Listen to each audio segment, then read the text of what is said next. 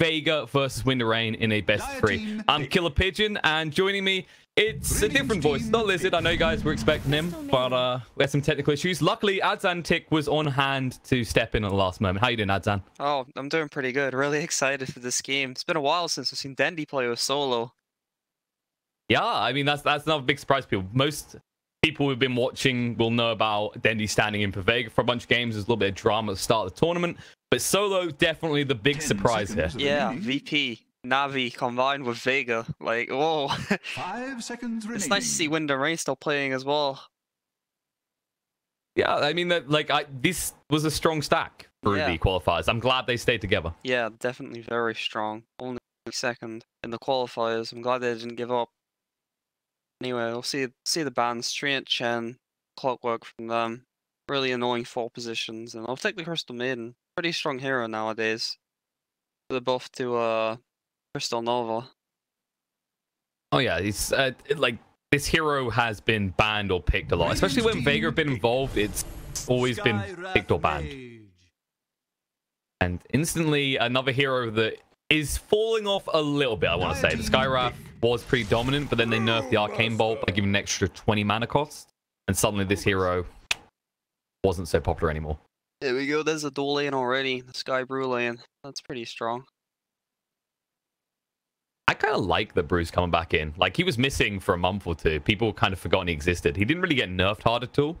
And then people were worried because it went back to like 2-on-2 setups. And people thought, okay, a Brew needs a quick 6. But he's kind of like an unexpected lane bully with the blind chance just preventing you from attacking back and getting last hits. And Clap is overwhelming. Really burn your region as much as he doesn't let you get CS. The hero's so annoying to lane against. That mischance. You miss every CS.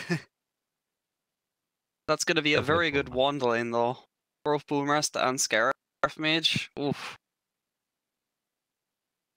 Hope they bring one with them. The Crystal Maiden, like, more interested in the HP regen because you do just get so much mana regen now. Yeah. I wonder what they're going to actually look to pair this with, because Crystal Maiden, typically, you don't actually stick in the safe lane anyway. You'd rather stick it in the off lane. Oh. That explains it. So, which Doctor should be in the safe lane supporting someone? I'd imagine they're going to get something aggressive with the CM. Possibly something like a Beastmaster. Yeah. Beastmaster's good. Someone who can make use of the Arcane Aura. Beastmaster's definitely a good hero as well. With the nerf to the axes, the mana regen can definitely help. 10 seconds remaining. There's also like X. 5 seconds remaining. Quite a few. I mean, Omni Knight is sometimes make your resurgence if you need that kind of buffer point for the mid game. If you pick some, for example, it's usually vulnerable. Maybe some team play for the Brewmaster Omni Knight would be good. Well, wasting a bit of the Primal Split is always nice. But then again, the Primal Split's Purge can just completely destroy GA. Just correctly. I feel like a hero we don't really see at the moment actually is Puck. I don't expect to see it here against Wind and Rain because they've got strong heroes for already. But Puck, yeah, we kind of saw him for a while in the off lane and then it just completely disappeared from the meta. Yeah, I don't know about that hero. That hero just... I feel there's just stronger heroes. Puck right now. Actually banned out the Huskar, interesting, on the side of Wind and Rain. Wind and Rain really like Potom, right? But it is banned. They do play a decent amount of Mirana, hence why I did get banned first of all. It was the same with the Morphling. And the first ban that Vega made was just typical, right? Like, Wind... Yeah.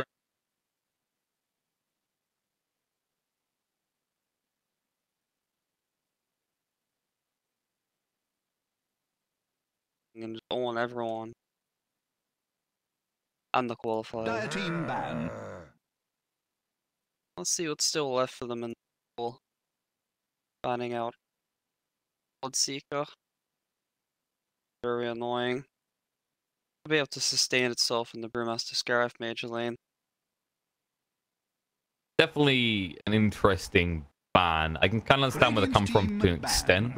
Like, right now, their heroes are all about aggression, not sustaining. Yeah, they might want to pick Like, and Seeker ban kind of gives it away. Or some other mobility hero.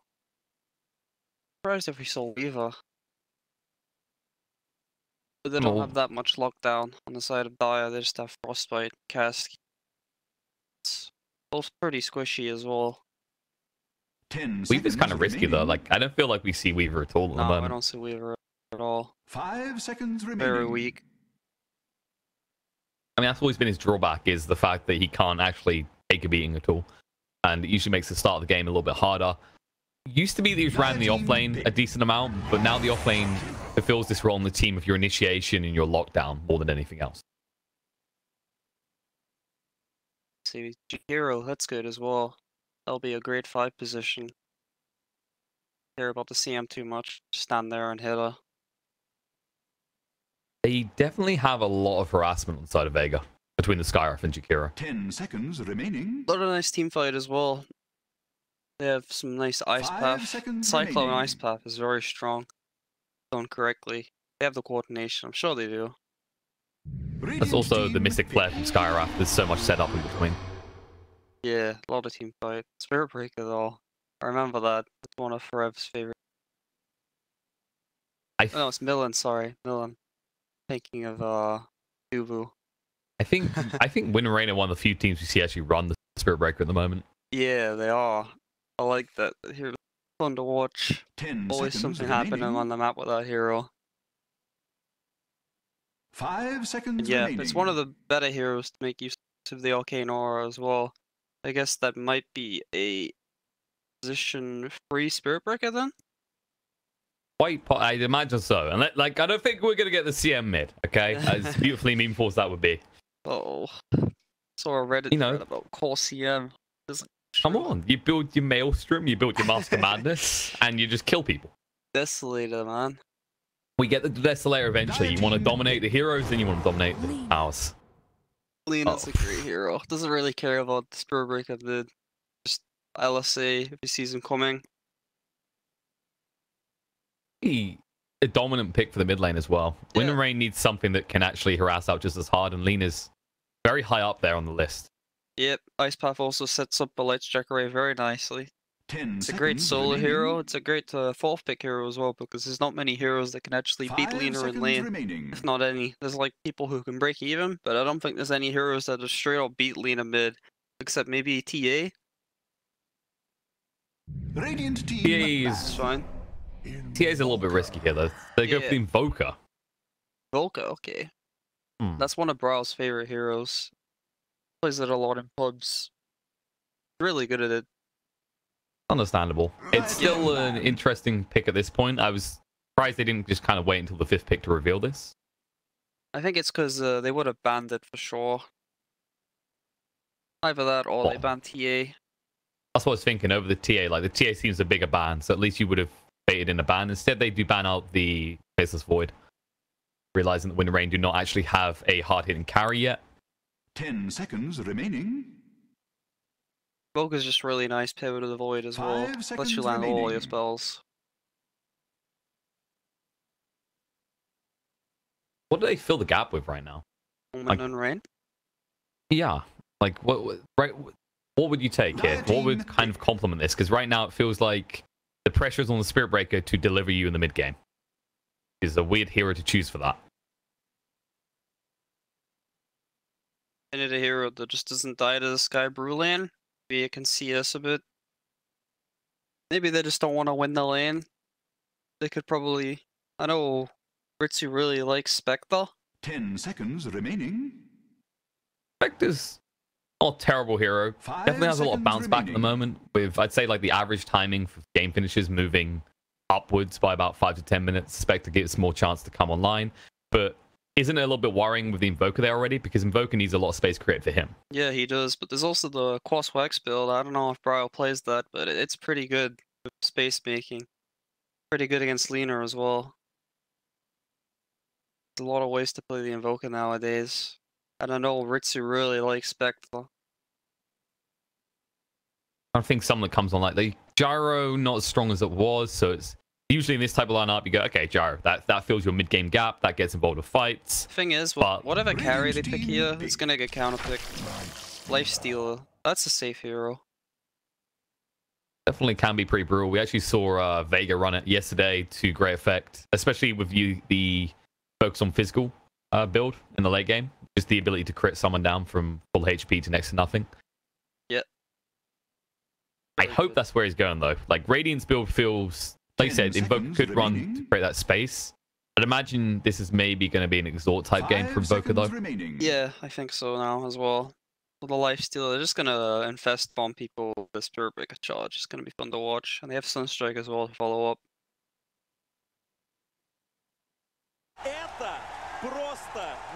Chat wheel. And you know what? We almost got through the whole draft. And that is the next level play. That's the Ursa. Oh, wait, is this going to be the support? No, it's going to be core.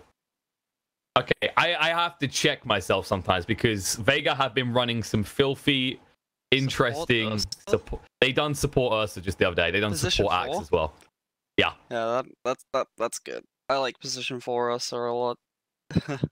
Especially against like melee type heroes, like either the Spirit Breaker or Lifesteal would be good against. Yeah. But they do give it a Plantumos instead, so it's going to be a core Ursa.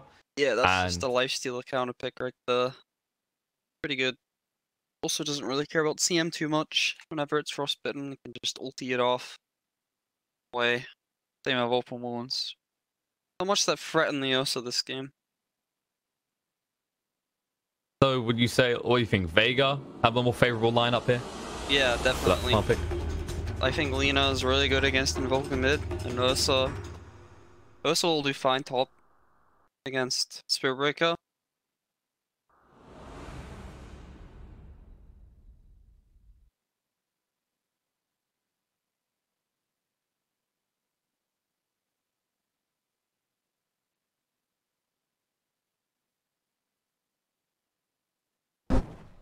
And as you see, it's Scarif, Ursa going top, so switching these lanes up.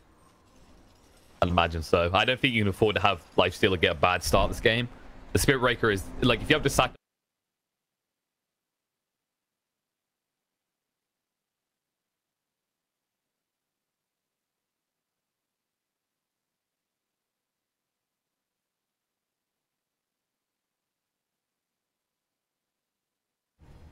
Like I said, it might be the Crossworks build. It's definitely very strong nowadays. Don't usually, I think a lot of those, they still get a point and exhort early on so they can CS though. No, they don't. Really? They just go phase boots. They buy themselves the Blades of Attack every time they can buy one, and they actually use Tornado to CS. Like the abuse creep aggro. Okay. I mean, they're pro players, right? Of course they can last hit, but they abuse Tornado as well, just to get more CS than the enemies. You watch Thompson do it. Thompson's really good at it.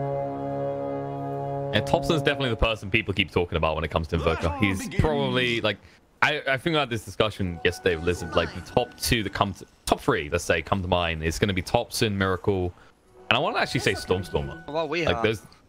Wee doesn't really do it anymore that much, though, does he? He's like, he switched it around. Nah, he doesn't. He plays Visage Lina now. He doesn't even play Meepo anymore. What happened? Oh, you know what? I think they want people to play Meepo. They keep giving them those armor buffs. Yeah. 2 each patch. It's definitely pretty strong right now, I think. Look at bottom lane though. The Spirit Breaker is just bullying the Brewmaster. Brewmaster doesn't want a TP, but it looks like he's gonna have to. Yeah, it's kind of awkward. Millen's just mocking him right in front. He hasn't even leveled yet, so... Corey just got sniped. Was that going... that top? That Corey should not be down like that. I was bringing up some tangos. Most unfortunate there. So it looks like they're actually going to run a try in the top lane side of war. They're going to leave Lifesteal alone in the bot lane.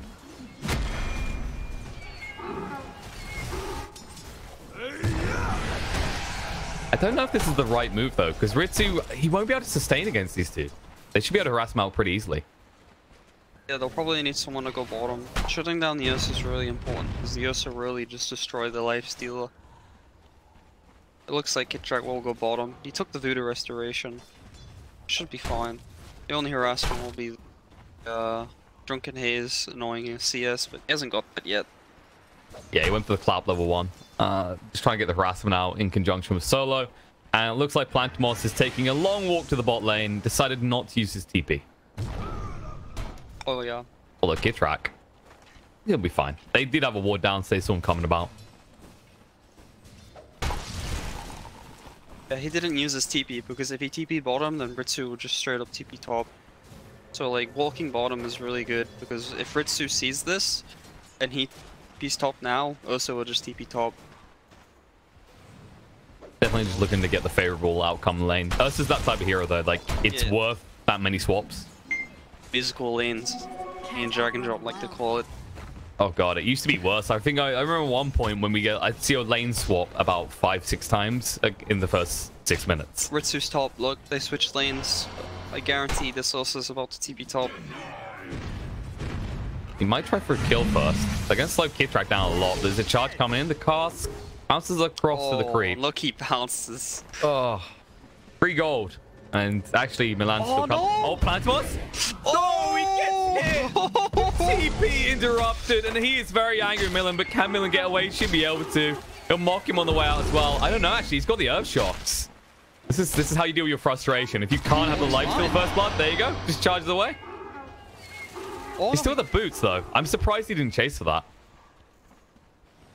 That's a costly, not even mistake, just unfortunate circumstance. Yeah, if we look mid, look at Bryle again. He's doing the Quas Wex build this game. It's very strong against Brewmaster and Lena. Take away Brewmaster's mana, can't split. Hit a stick. But if you see the Invoker, he's going straight phase boots after getting double null talisman. The double Quas is really good. It's a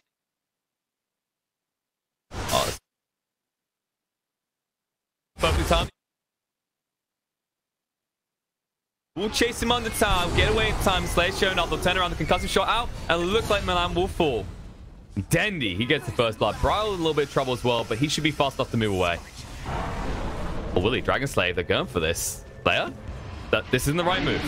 Colson comes out, Milan's back, he wants some vengeance here, and Slayer, he oversteps the mark here and pays the price.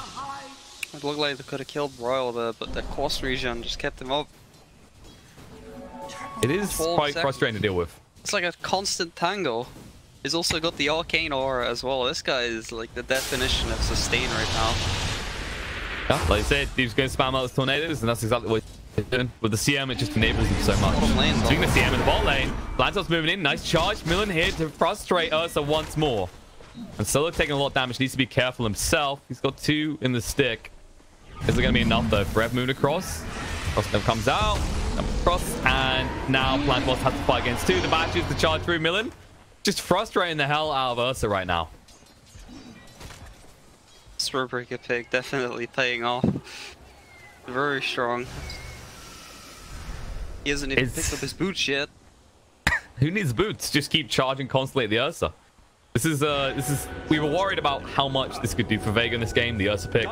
But so far, whether through luck or circumstance, Milan has been on top of him the entire game. Yeah, he just looks like he gave up and rotated top as well. If he rotates top now with TP, then lifesteal will just TP bottom. There's no point. So it's better to just try and secure himself a game so that he can just counter the lifesteal a bit later on. At least that's what he's doing now. Oh, he's gonna get charged again. And around the back, Kazu shot, the arcane bolts as well. Rev should fall here. One more hit will do it. Plantimos just needs to get over there. Gets the clap down with the Earth Shock, chasing the Milan next. Milan, he has got the charge available. He needs to get out. Might actually not have to use it. It's got a lot of stick charges. He should be fine. Yeah, they don't want to chase it. Even if they get close to him, he's just going to charge away like this. Oh no, he interrupts the south. Plantimos. The frustration that Milan is causing here. They're going to chase for him. They've had enough of this. Going to go for the TP out. They'll find him. Can they kill him in time? No, they can't. Nice. The silence was there, but the concussive shot did not land in time. Spot played by him. A lot of spells used. A lot of time wasted. 3 heroes bottom. They don't even get a kill. Oh, they might get Kid Track though. So it might pay off after all. I don't know what Kid Track's doing here. Brawl's on his way in as well. EMP is down. He's got the cold snap. Will hit on the solo, but won't be able to follow up at all. Nerf comes out. Moving on to Vega's Slayer, and the tornado will hold in place long enough, but maybe not. Plantimos. There's a charge coming. Millen's back. Ursa doesn't want this. He's getting frustrated with how often he has to deal with this problem. And they'll be able to kill him off here as Plantimos just gets left behind by his supports.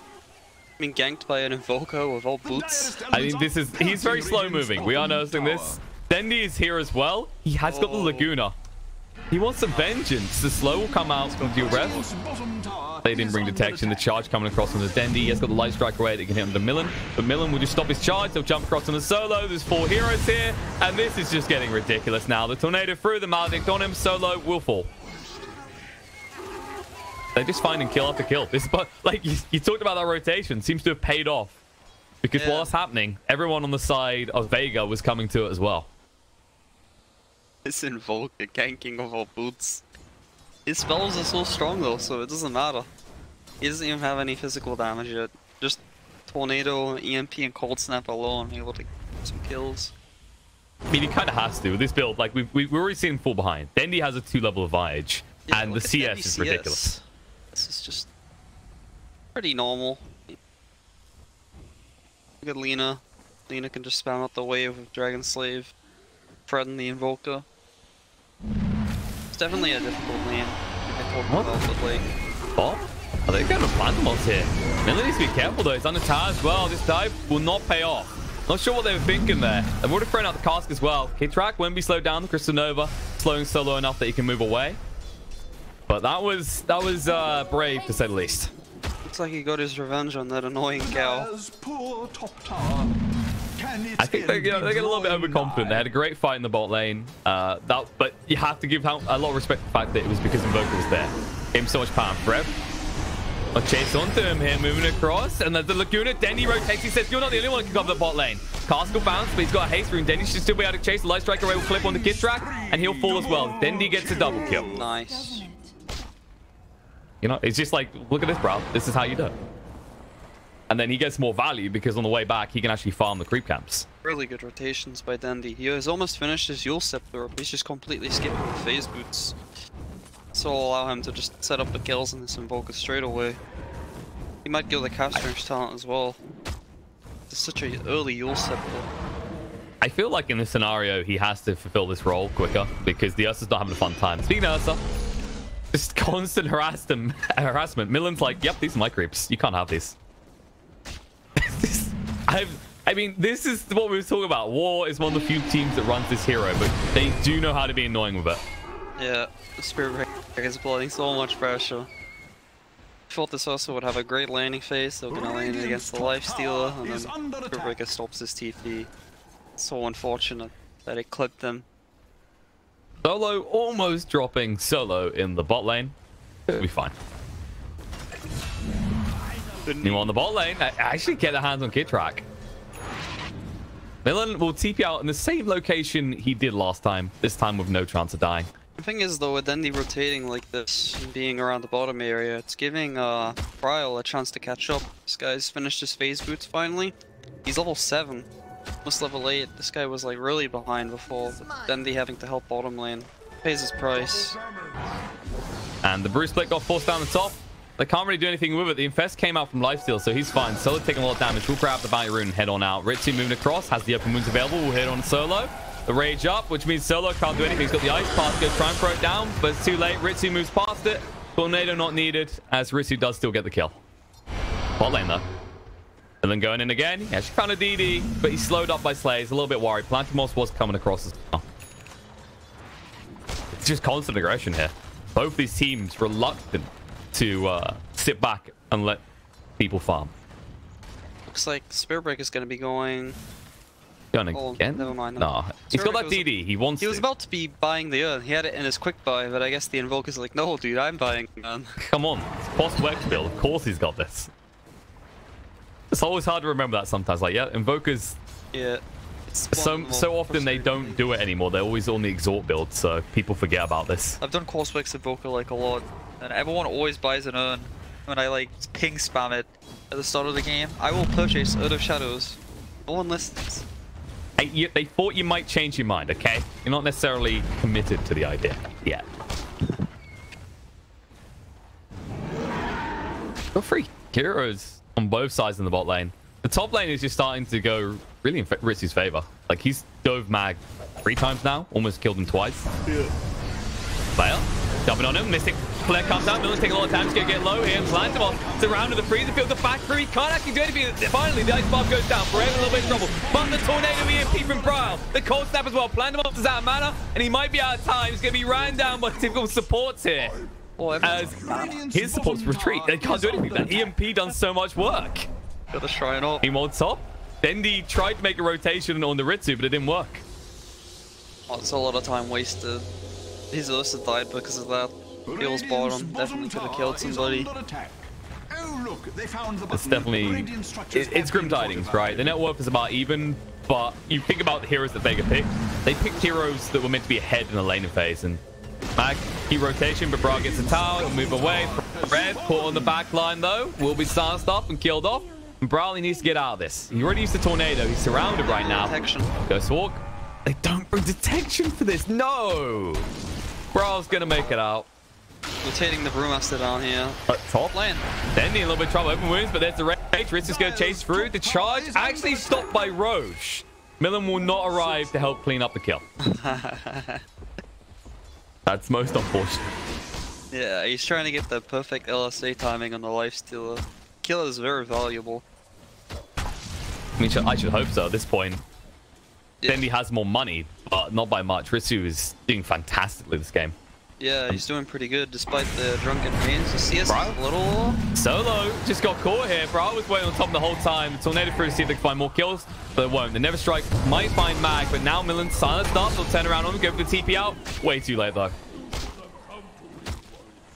Still, he's just making so much space. These supports have been Radiant must lots summon of support. spirit The to Brewmaster and the defend Ursa, both bottom lane. In fairness, this is why they call him the Space Cow. Yeah. Clearly, he's just creating so much room for the Invoker to farm, for the Invoker to come in for kills maybe, Ritsu to dive tier 1's top apparently. Solo might turn around him, he's got the Ice Path available. This is Now do your breast first. by the way. Oh yeah, no, I know, for Rev on it. You can kind of tell when you saw the level differentiation. Look at us CS. She's doing pretty well. Top. They jump in. Oh, they'll find the kill in Slayer. This is, I mean, this should be a harder kill for him to get because Slayer's so damn fast, but this is moves from Brawl. They've been perfect. He's been all across the map now.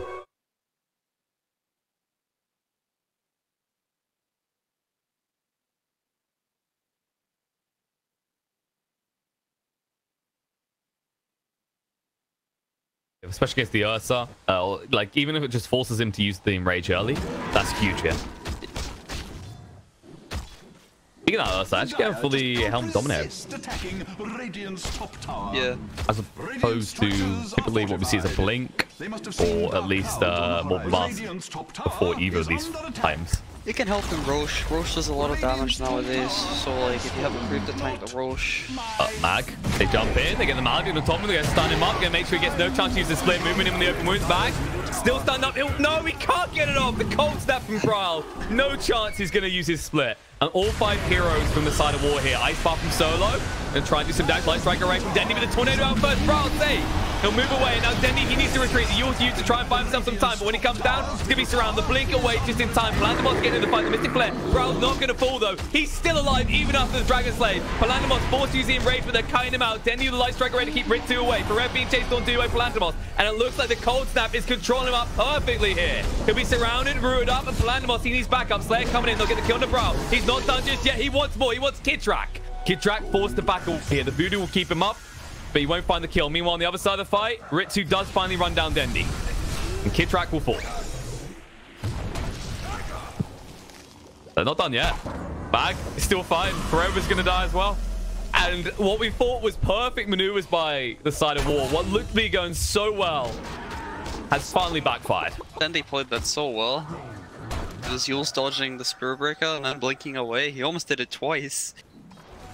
And he even I think the bigger thing is he took Ritsu away from that entire fight, and we just saw how much the Lifestealer does when you 5-man. just split the entire fight, juking Spirit Breaker. Solo.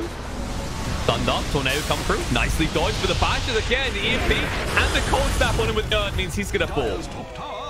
That was unfortunate with the RNG as Millen did get the required bashes. They won that fight without using split as well. That's true. They're still that available if they want to try and fight. And it looks like in the meantime, Mag's going to take the top tower. CM has a pipe now. She did complete it. When she died, she picked it up. She had the hood, which kept her alive a little bit longer than expected. Not long enough. Millen gonna hit on the Slayer. Charge crew stops there, though. The tornado coming in. Light Striker ready to try and dodge out. It'll be successful. Slayer does get silenced off. The cold snap hits, and now the Mystic Flare comes in to try and help out Dendi. But they've already hit him with the Malady. He might be in trouble. He can't get the blink off. He's held in place and he's killed off. Solo needs to retreat here. There's way too many heroes from the side of war. Oh, they're going bot. They're not done yet. Palandamos being dove by Ritsu.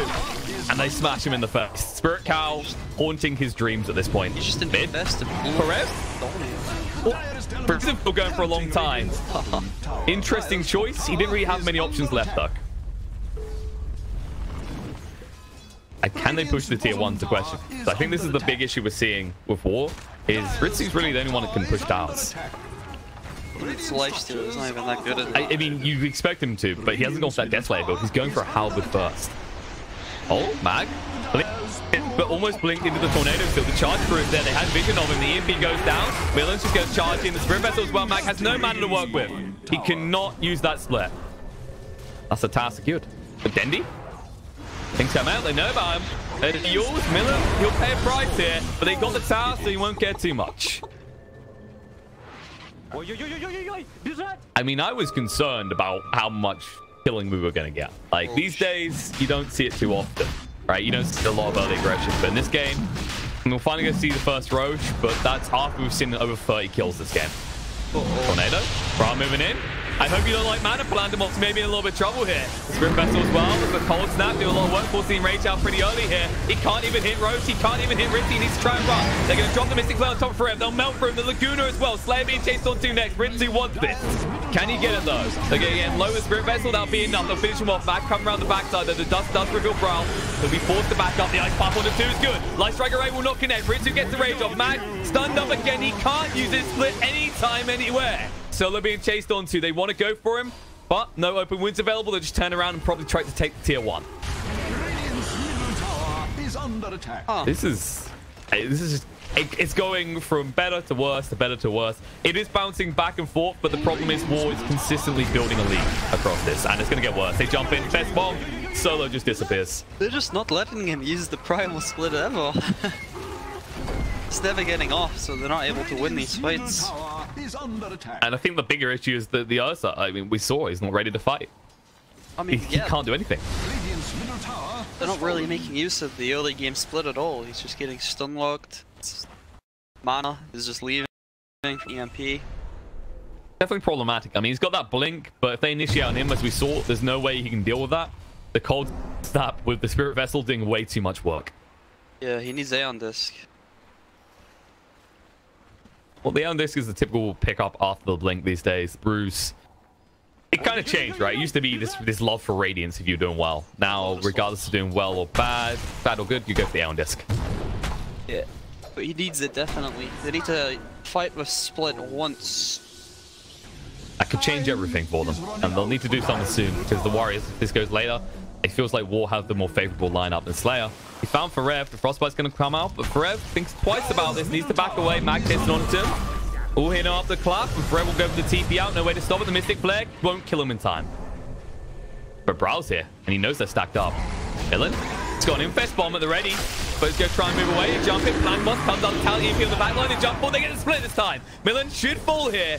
Can they get more though? Ritsu just trying to fight, and in the meantime, they are controlling this Invoke. He can't do anything. Palandamos getting low on HP, is going to be ran down. Brow trying to chase through, but he can't. The back foot Slayer should fall to Kid Track here, thanks to the Death Ward Maledict, and Palandamos just needs to run. Ritsu is still chasing. He wants him. Open wounds, and they'll be able to find it. Dendi though, nice use of the Yules to slow things down, but this time they can't do much. Mag's going to come in. Ritsu's surrounded, needs some help. The Tornado's good. And the Ice Path is trying to control Rich, and they move forward. Dendi, look for no, the Light Striker Ray won't do it. The freezing field is beautiful from Rare, doing so much damage. Mag's going to fall as well as Dendi, and Solo, he won't be far behind him. It's going to be a team wipe, and the tips, they just come on out. That freezing field and EMP combo, man, they couldn't get out of it. They were chasing the Lifestealer. They wanted him. He was so low HP, but he managed to dodge. Well, not dodge, but he armlet toggled off Lena's last few right clicks. And then they were baited. They were inside the freezing field EMP, and they lost all their mana. They couldn't do anything. They couldn't cast any spells. They have no false staffs, so they just ate the EMP and the full duration freezing field. It was beautiful for Rev. Like, the patience, he just held there. He didn't use the freezer field too early. Just kind of like drew them in, and Ritsu perfectly done with the toggles, as well as just saving the rage for the perfect moment. Very well played. But yeah, they got a fight with a split. They got a few things out of that fight, right? They got Witch Doctor and Spirit Breaker, but that's not enough. It's problematic for them. They are 6k up now on the side of war, and we said about Vega's lineup and what it really needs to achieve. It was about lane dominance, and that just didn't happen. And as a result, The lanes. exactly. I mean, it's like if there's one moment we can kind of like bring down the game on how everything got effective for the first 20 minutes at least. It's that moment where Millen charged bot and stopped that TP. And now he's going to charge mid and stop Slayer from even existing. They jump straight in. The Atos fail, but Slayer can't use it in time. The stuns come out. Slayer chased onto. You can ruin him up, and Millen will take a little bit of damage from the Mystic Flare, but not enough. They thought that Ursa was in the Roche pit, but Plantaboss, he was planning to go there next, so their instincts weren't totally wrong. He'll be going for the BKB. Help him a lot. He won't have to expend his enrage just to frostbite longer. That's true, but this is a BKB without mobility items. That's the problematic element. Yeah, there's no mobility items. He can't just jump on the CM or the Witch Doctor and just blow them up. They don't know where Mag is, but they know where Plantaboss is. They charge across. They forced out the enrage already. They'll just back off. They're happy with that. They just want to crowd him, keep him away from that Roche pit. They can't. I don't know if they can do it themselves.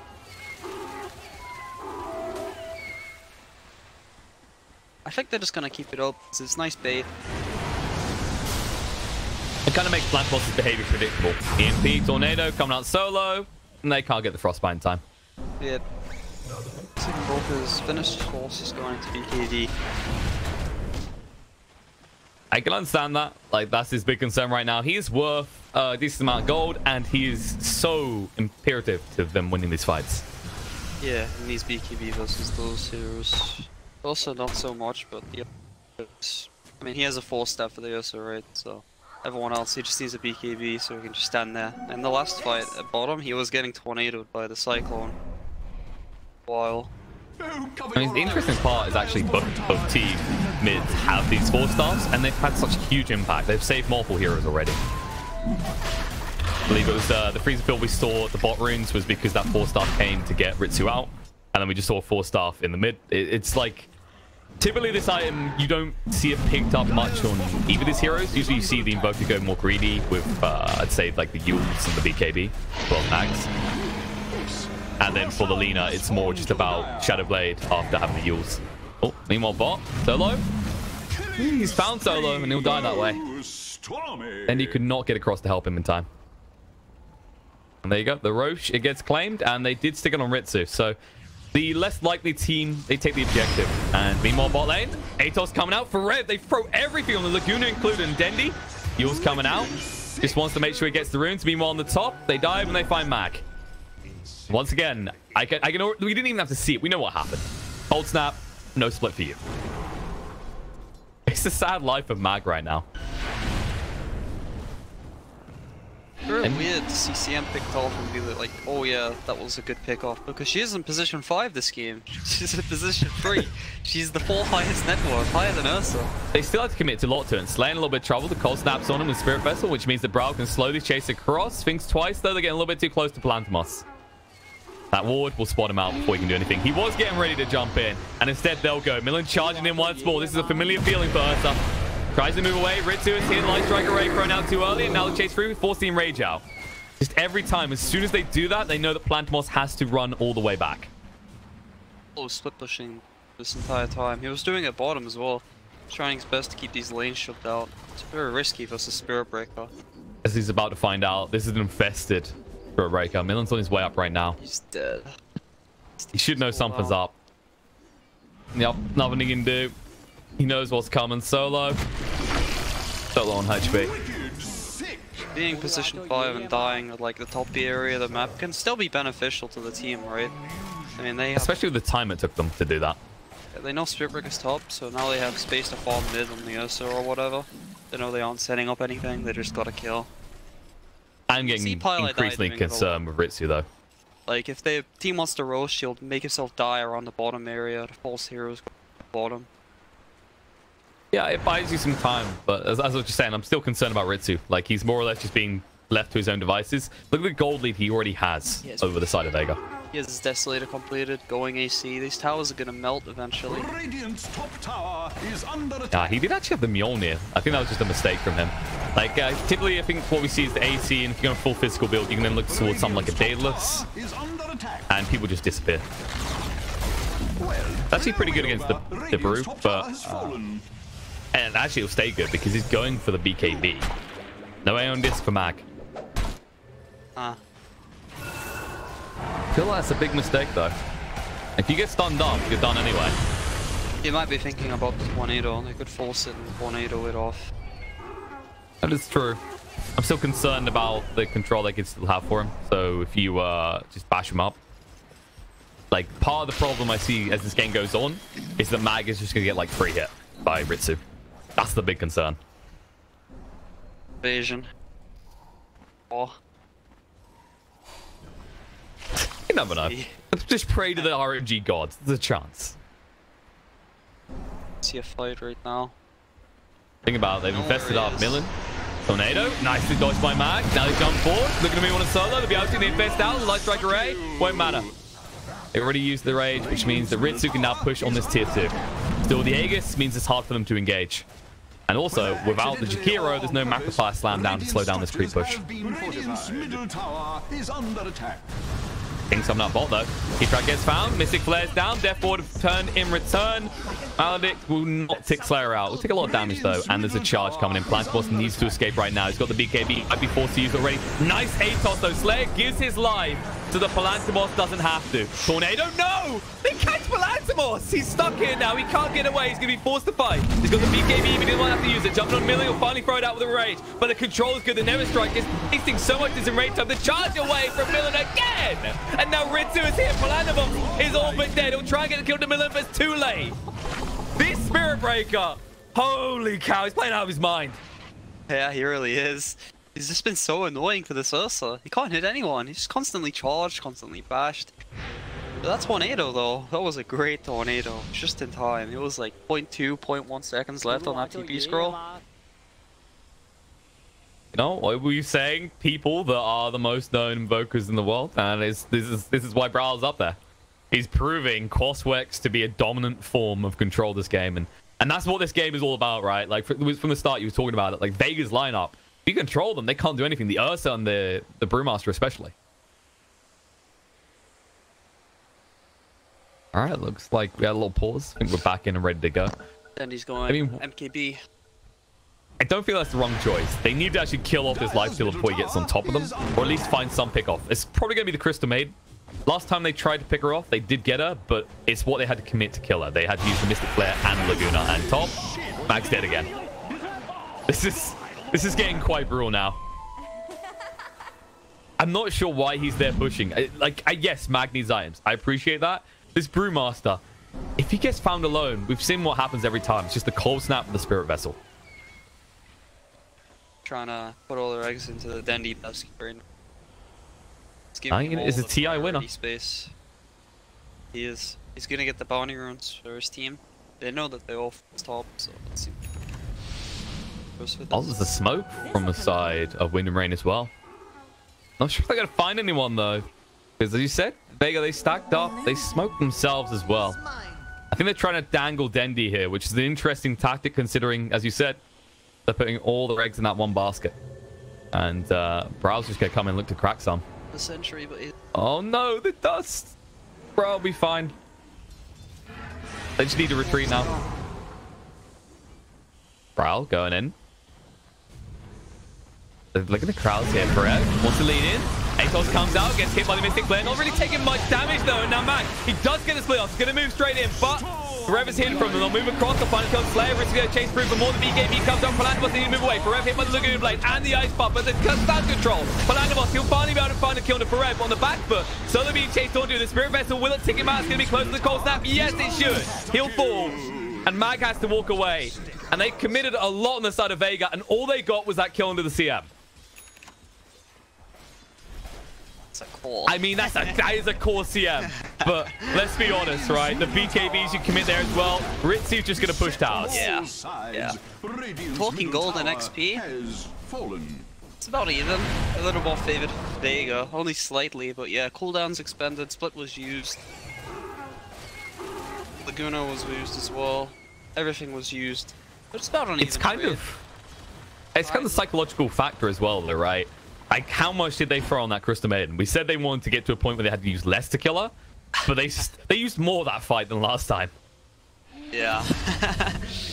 Oh, bot lane. Interact. I'm not sure what he's doing there alone. He has to be aware that Slayer can still kill people with the Atos Mystic Flare combo. Wait, it's broken. Let's go top. He's there. He's watching Plantamos. There he goes. Reverse comes out. Plantamos forces the BKB and run. Actually, bro, it's so damn hard with Alacrity. He has max crossworks and exhaust. He hasn't skilled a single talent yet. I was nursing that. I thought he was holding on for the level 50 for the cold snap cooldown, but no. Yeah. In one bot, Forev just uses the freezing field. They found Mag here. Charging as well. Miller's coming across. Got the offensive Slayer. He reveals himself at the worst time. No, they lose 2 more to Ritsu. And this Lifestealer is just striking fear into the heart of Vega right now. You'll meet him all. Bro. Another kill solo. He can't even use the ice palm. Cold snap. God damn it. Such an infuriating ability to play against. I mean, especially with their heroes. No, he took the Chaos Meteor contact damage. I can kind of understand that at this point. Like, the Tornado Lift is very frustrating, and it would have been great if you still need the control, but they're so far in the game and they're so far ahead, they don't worry about running the Earth anymore. They kind of love it. They revel in it because Ritsu will just kill him much faster. There's also the fact that that Tornado Lift time completely screws up any muscle memory you have of landing combos. Like, I've tried it. I mean, I've seen a few Invokers try it, but it's always if you're going to grab it early. But yeah, I can imagine how that'd be problematic. I remember how badly I was screwed over when they changed the melee hero's movement speeds to like Kunkka. Because it's like, you know how you have a hero you know inside out? For me, it was Kunkka. So you just instinctively would torrent. And you're like, wait, I'm late. Huh? Kunkka for me as well. Yeah, it's like, because they changed that movement speed, you'd always arrive late. And it's like, it sounds like something petty and small, but it's the same for any hero you can think of as soon as they make those sort of changes. Like, I think I had a few friends who they loved Clockwork, and when they made the cogs change a long time ago, completely blew their mind. It used to be square, which most people have actually forgotten now. You know, one thing that threw me off was ages ago in the Invoker patch when it was strong. I think they nerfed Invoker's agility to like 9 or 7. Speaking of Invoker, they come across the Ice Path. Atos used on Millen. They won't fest out. They can't get across in time. Second, was the stat change, did you say? Yeah, stat changed. His base agility was lowered by like 9 or 7. And oh, God. You could actually feel it in the laning phase when you were attacking things. I think one of the biggest ones was back when they changed Skyrack to 0 armor. Oh, yeah. And you couldn't harass hard anymore. You couldn't tank creeps at all. Oh, what about the what? Paul Mag, no! Oh? He just got forced to use the split. Oh, that is painful. I don't think they saw it, though. So as long as he doesn't reveal, they won't know. It'll be our little secret. We'll see. They might know. They might just go anyway. Roche might be up in half a minute. They might just wait at this point. And look at this. Typical Lifestealer at this point. Ritsu going for the Nullify next. It does so much this game. It's going to be really good against Selena. You can get it off. Just BKB. Even if she's in a Yule Scepter. Dragging her out of that Yule Scepter. Very nice. It's also, it counters against Mag's itemization in the future. That's going to screw him with the BKB. At the same time, if he goes for an Aeon Disc, it's going to be irrelevant. I'm going to go Vlad's on the Brewmaster next. I think that's the right choice. Like, he has to know he's that far behind that Ritsu is getting that Nullifier. There's no way he's getting a Rapier. Charge coming in. Solo, he's expecting it this time, surely. No, he can't get the Ice Path down. Hit by the Cold Snap again. He knows this feeling. This is a sad, sad game to be a POS 5 in. Yeah. I mean, it's kind of like, it's probably one of the most painful experiences when you're up against a Spirit Breaker and you're behind. Just constantly charging you. He's got to know they have vision then. And they have so many wards, but they just can't get out of the base to deal. Well, the interesting part is the focus by Wind and Rain around the top mid lane. So there's some freedom in the bot lane for Vega, but they haven't been able to use it. They still haven't taken that tier 1 in the bot lane. Still got this GPM. Oh, this guy's gonna be... Not going for an Aghanims though, he wants the Solar Crest next. Wants to make sure people disappear quicker than when Ritsu hits them. And this Roach is going to disappear pretty quick. So that's going to be an Aegis and cheese. There's no doubt about that. And there's no way Vega intercepts this. And we've saying about that tier 1 bot, they still haven't even pushed in for it. Look at it, Mag. Before, right, like 10 minutes ago, he would have pushed happily. Now he's so paranoid. He finally sees that they took the Roach, so he'll go and push. But I mean, Millen's just here straight away. It's a 6 slotted lifesteal. He's hoping that supports to try and pick him up. Lifesteal's inside.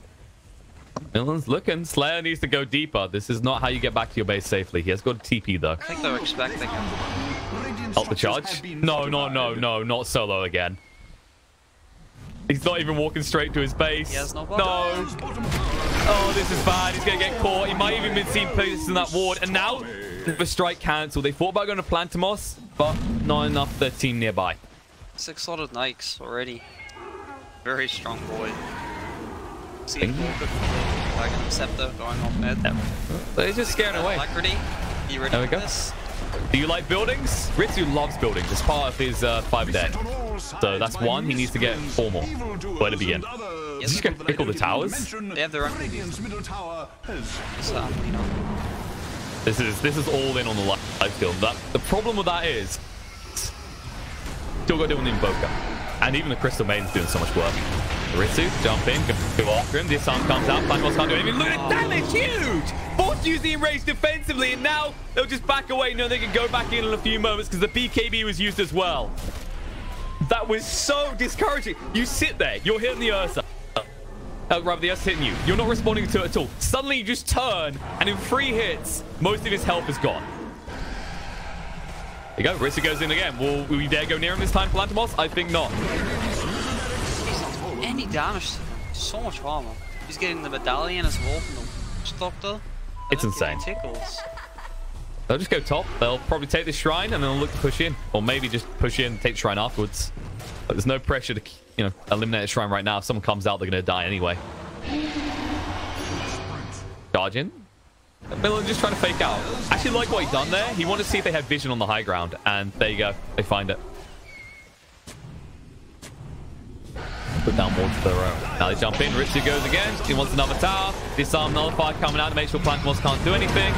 Almost get the tower. Back away. Wait for the enrage again. The split comes out. Looking to move forward. They're looking for this. Millen going in deep though. Jumps around his Slayer. Forcing to use this forced up defensively. And the Yules. They might be able to find the kill here. The Mystic Flare as well. Millen should fall. But on the back foot, Plantimos still going. Ritsu getting low on HP. He will be popped here. That's a lot of gold going their way. The BKB coming for Rev. Going to use the freezer build. A lot of damage done to Plantimos, but is it going to be enough? The Maledict as well. He's going to get decently low, but they need to chop through him. They'll kill him off. Kid track.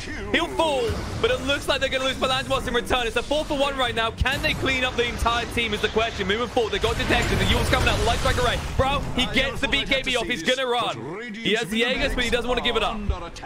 Losing the ranged mid. Oh, they are definitely. I think it's going to be close. Seeing as it won't regen up. Surely they get back. Solo should be able to cut across here right now. No, he's not even looking. No one is looking right now. That is a costly error right there. Too excited. Like we took a fight. We won. Mag, he's too late. Way too late. No. Well, they might at least get tier 1. They're pushing in. Yeah, they definitely have to capitalize on this wipe. Get some towers, get some map control back. They should definitely try and de-ward the wards now as well. Do they have a gem? I think they should pick up a gem now about now. Oh, Kid Track just broke their smoke. So it's going to be found. Oh, they thought they were doing well, but now he gets the cold snap experience again. This is a sad, sad solo game. Player?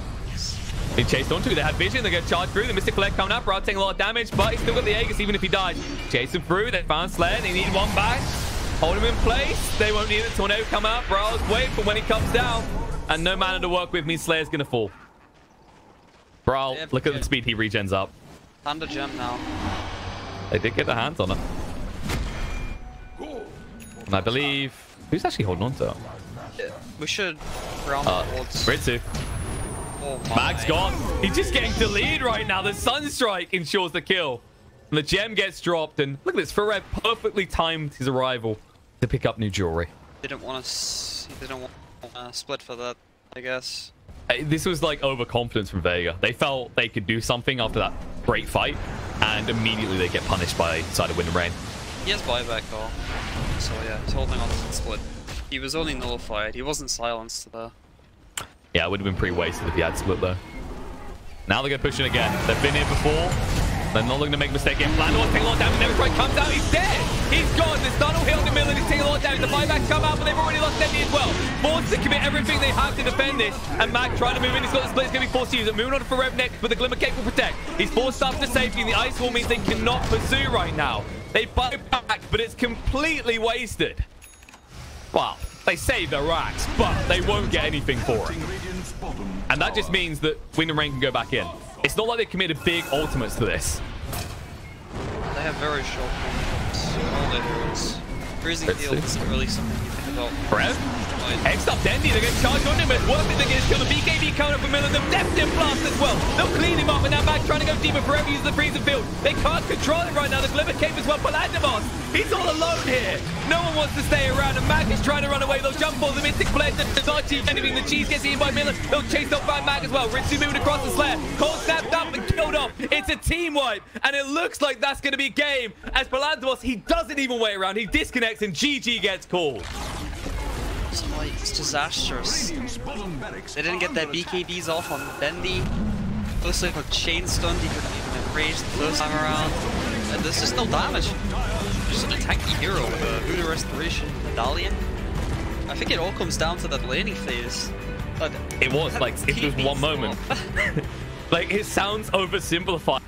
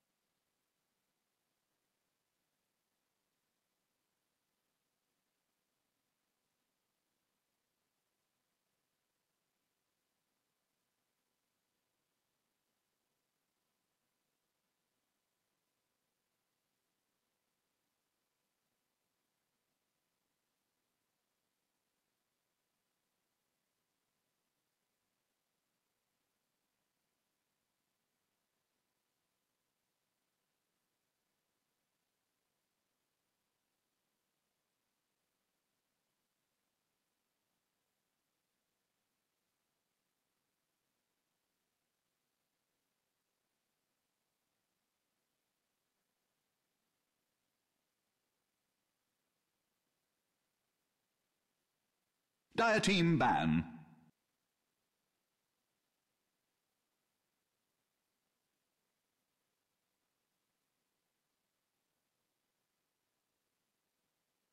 Radiant team ban. Dire team ban.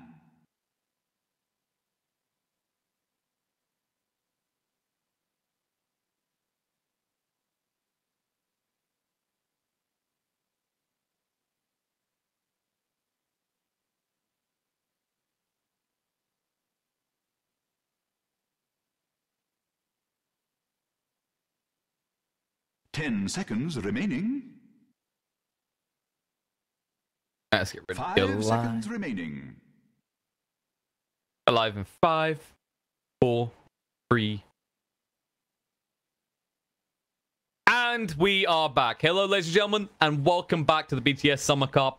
We're back for Game 2 of this best of 3 between Wind and Rain and Vega Squadron. And what a first game it was. I mean, are you excited for Game 2, Adzan? I know you were like praying for another Invoker pick. Yeah, Qualspecs Invoker is very fun to watch. Just runs around the map throwing tornadoes, EMPs. Lots of early rotations, lots of early action. I'm actually hoping we see Spirit Breaker as well. That's if they don't ban it out. 10 seconds remaining. It'll be nice to see a respect ban Spirit Breaker. Ban. Respect banning the Murano already. They actually banned out the Skywrath. Vega wanting to make sure they don't go for that again. And ensure that Wind and Rain don't try and pick it up. Because Wind and Rain do like to run the Skywrath also. Yeah. Just a very strong hero. They have dual pick, you see, so they have to take out Sky, although Sky plus X, Sky plus Beast, Sky plus Master. 10 seconds remaining. Sky plus anything. Yeah, Sky basically. plus any offlaner. It's just like the greatest harasser ever. Spams its spells. It's Oh no. annoying. I'm seeing something here. What's up? Crystal Maiden hasn't been banned yet. Oh no, we're gonna see Cork, Crystal Maiden again? No, Vega play it as a support, but it's still very dominant. Will Wind and Rain banned out? That's the question. Then he's gonna be playing Crystal Maiden. I mean, I wouldn't mind seeing that. I would. You know, it's like it's the next episode in the whole Rubik mid thing that we did. There it is. It gets banned. I'm not really surprised. It's just such a dominant hero at the moment. Yeah, the hero really owns. They don't want to play it themselves this time. Like, I don't think it would have got past the first pick though. Anyway, I think Vega would have locked in straight away. Instead, they get the Clockwork, which is a hero that no matter what they seem to do to him, he always finds a place in the meta. Let's see if they pick Morphling. It's not banned this time around, and it's pretty good against Clockwork. You can escape the cogs. Then no one to like first phase it. Seconds remaining. Let's see if they do. That's a little bit bold first phase, but yeah, we have seen some teams focus that out. Wind and Rain really like to phase it. Radiant team. We'll see what they do. Witch Doctor. Witch Doctor. Isn't real. It's good. That lanes pretty well with the Morphling as well, with the Voodoo Restoration. Kills you up pretty quickly. We saw how strong Voodoo Restoration was last game. Kitrak just running around with the Voodoo, helping everyone sustain the lane. Very important patch. Kind of weird. Like, this is a hero that typically never used to double heal. I remember for a long time, back when we used to get stats as well, people would just skip altogether. Yeah, they would. Nowadays, when the courier usage is like strictly on mid, just how like region-based mid is now, the mid heroes need the courier. So it's nice to have this sustain that isn't an item, Witch Doctor, and stay in the lane without needing the courier. First thing we see the PL picked up here, which is decent, I'd say, with the Witch Doctor, just because typically this hero thrives on dominating a lane. And with the Voodoo Restoration we were talking about, there's no chance you have to retreat. Another hero that does not care about the cogs. You can actually farm the cog here. What's the difference between him and Morphling? Playing phase, PL could doppelganger, and then that's always fun. It's like 16 gold each cog. Doesn't sound like much. Definitely racks up, kind of like brood spiders. It's also, yeah, it's not just that you're getting gold, it's also the fact that the Clockwork then ends up in a scenario where you can't even really use it aggressively. It starts to impact that hero in an awkward way. Typically you want to be in their face, suddenly you have to just hold on to cogs because you know what's going to happen each time. See Clockwork. That's a pretty so Radiant team ban. Absolutely. Ой-ой-ой-ой-ой! Бежать! I mean, you know, in fairness, I'm pretty sure. No, okay. I was half expecting it to be solo. That would be the one that would be spamming voice lines all the time. It's not. It's Kidrak. I mean, in fairness, if there's one team that was like the first team that became obsessed with spamming and tipping, it was like probably VP. Definitely the tipping. Yeah. I remember, I think it was the ESL Birmingham one where it really started to come in, and like, I remember casters just being constantly excited to see who would get BM tipped. That's all they cared about at that point. It's like, who cares who wins? We just want to see BM tips everywhere. Let's go. I went to Birmingham. Sphere. Interesting. Had a lot of life about it. Showing that UK, we might not have players in top teams, okay, but we can cheer. Cheering and we'll cheer. We'll cheer because Ricky got banned. That's the most important. 5 seconds remaining. I remember like a lot of people I know, like pro players and analysts, they're like, all right, time to start spam Ricky. I was like, what? I was like, dude, he got giant buffs. We're gonna pick him now. Shadow Demon. Wow, that's interesting. Typically we see Shadow Demon as a counter to certain heroes. Heroes that require, for example, a purge. Not just as, I'd say in this draft, an offensive pick, because that's what it is. They're moving forward to the draft with this. It's nice defensive. Someone gets split off. It's pretty nice. Like if someone's getting run down by batteries, so then split off, save them. 5 seconds remaining. Also PL, right? So Radiant team pick. it's nice. Make your own army. Dazzle appearing. Another hero that really we only see when you've got a combo in mind, which is interesting considering Vega are the ones that banned out the Huskar already. Wind and Rain still have the flexibility to go for an axe they want. I don't know if they would against this lineup so far, though. I get something they use the heal 10 bomb. seconds We had remaining. to see Dazzle on its own about use for the heal 5 seconds remaining. for units. Like in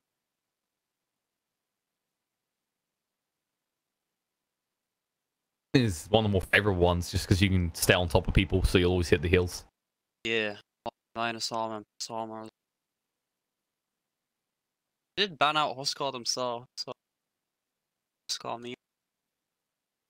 I don't know, maybe they go back to the Ursa again. It didn't work out too well from last time. But this time, there's no Spirit Breaker. So this Not against the PL, yeah. they counterpicked the lifestealer last time, that's why they picked Ursa. It didn't work out. Lifestealer got way too far. Talking back to when the Ursa free shot by the lifestealer, you remember that? Yeah, I remember that. Like that's not the most horrifying lifesteal experiences I've seen. The most scary as all hell ones I've seen are I think it was Vega were running and they had Daedalus on their lifestealer. And you just watched a Brewmaster go from full HP to like 400, like an 1800 crit. You can crit off the feast now, right? I believe so. Yeah, that's right. They made that a little while ago. So everything, all the modifiers affect feast as well. So it's like insane. Horn of Magnus. Radiant team ban. Axe.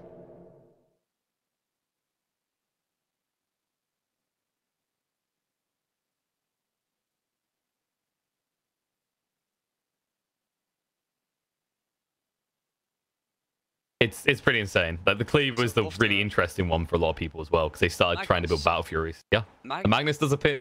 I don't think we're gonna see a lifesteal though. Okay, you could go for a mid PL. I don't think we're gonna see it though. Axe Dazzle, that's good as well. 5 Not multiple seconds units, remaining. but the heal Axe.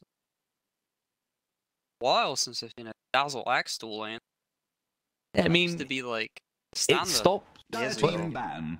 It like stops the axe being picked against them, which is probably the biggest concern, and it does fit their lineup reasonably well. But this should confirm what, like, this is a Leshrac mid. That should now confirm that. Yeah, Axe is one of the better heroes with PL though. So much spinning.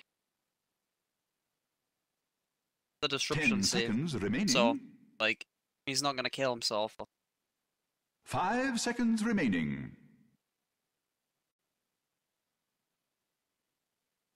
So They give him Brile the last pick, but they're banning out SF. Let's see what they pick himself. it looks like See the Vega battle still need a safe laner. They could pick Invoker again. They're gonna get last pick mid, so they're gonna have a favorable matchup. It's gonna be very good. We'll need to pick something safe on Vega Squadron. Bring on. Leshrac can also go mid.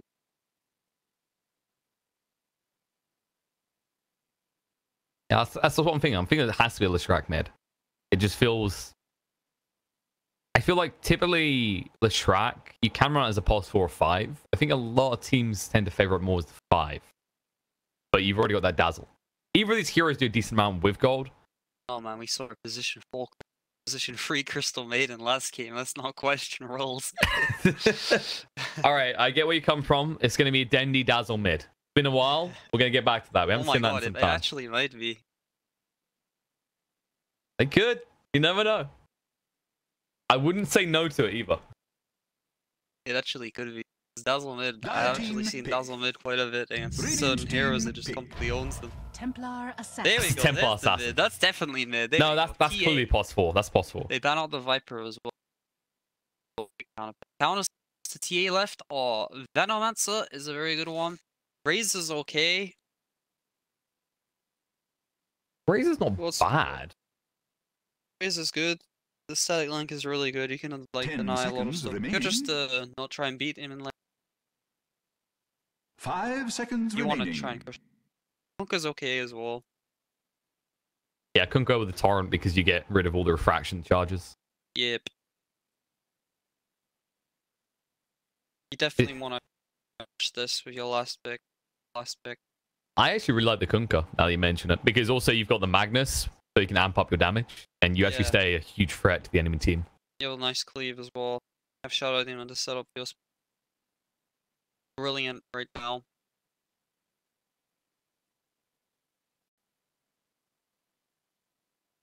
See what they're thinking.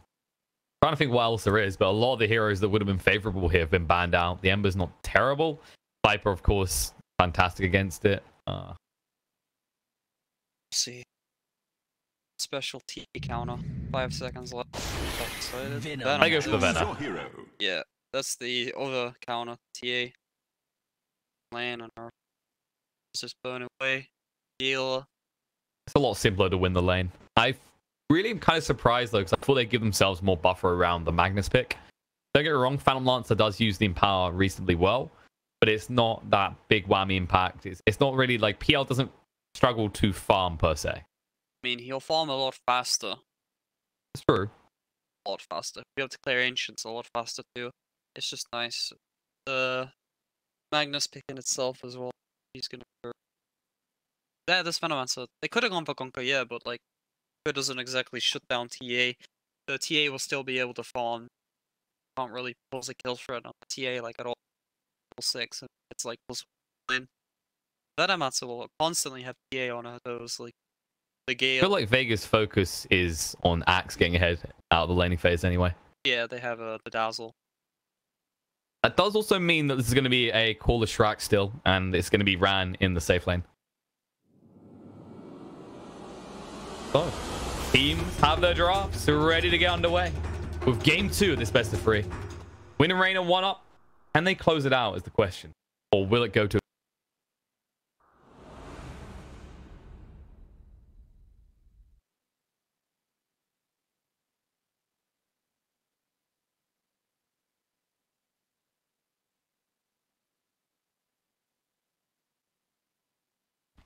Because it's just about getting to level 2 ultimate as quickly as possible, and being in solo lane is brilliant for him.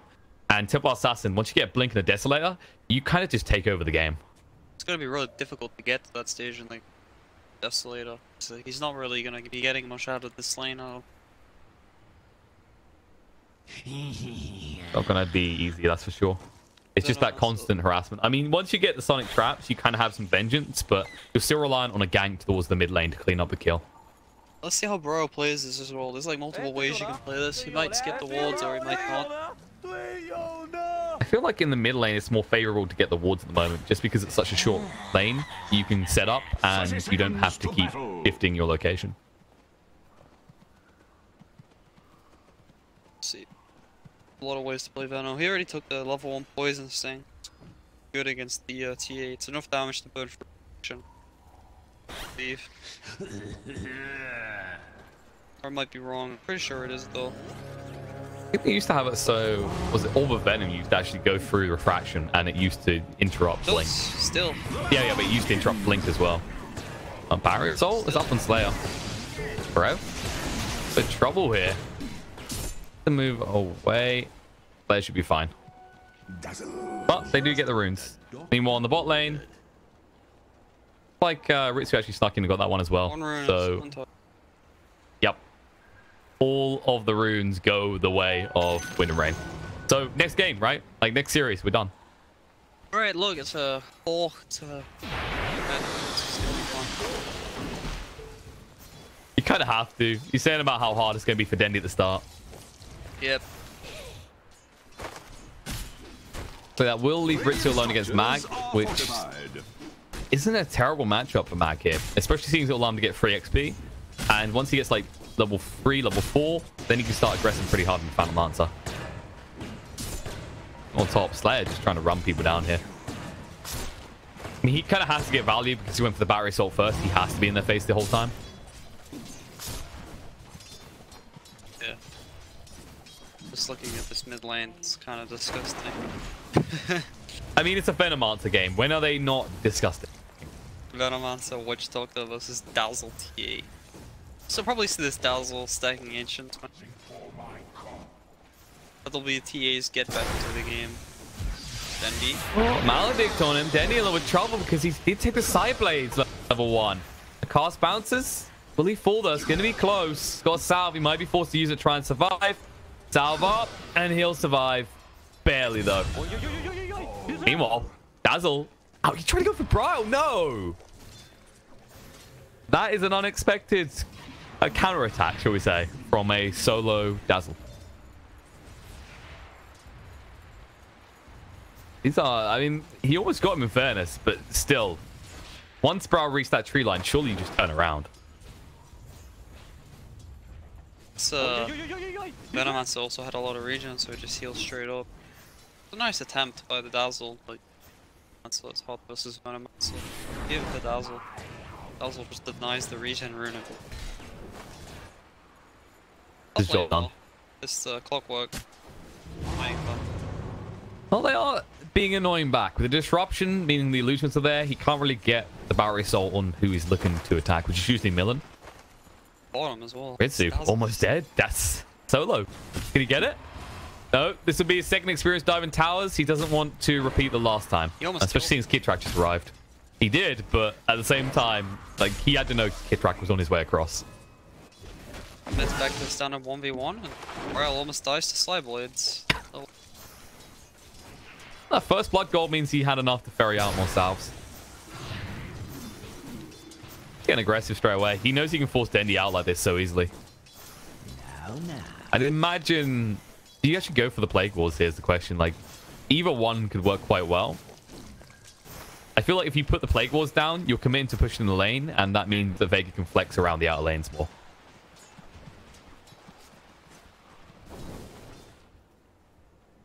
Dendi's just going all the way back. He's had enough of this. Dazzle mid. Talked about it. Hey, you know, we were expecting Dendi to do it. But we'll settle for a solo Dazzle mid. Solo mid. Get a quick Desolator, you know, kill off the Venomancer. He did use force out Poison Nova. Years ago. It's true. Quite some time ago, though. Then again, you know. A solo mid abuse. Solo line abuse, actually. I think it looks like Clockwork died. Oh, Slayer gets caught out here. The aggression catches up. Millen's just... I mean, it's been consistently so much harassment. We've seen this a lot with Magnus's in the off lane, the duo lanes. You just get the Empower, give it to your range, and suddenly he hits pretty damn hard. I mean, he got 4 stacks of poison. He just kind of blew him up. That's kind of the power, though. Like, you know the Clockwork's going to try and be in your face. So if you disrupt him, then you can just body block him with the illusions. Save them now. Shadow Demon's level 3. Like you said, you get about 4 stacks on them and suddenly half the HP is gone.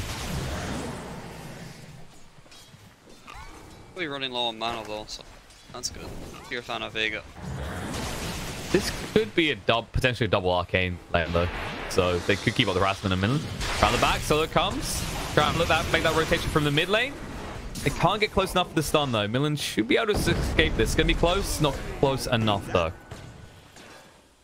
But, you know, you just rotate out of the mid lane. Dendi's not going back there anytime soon.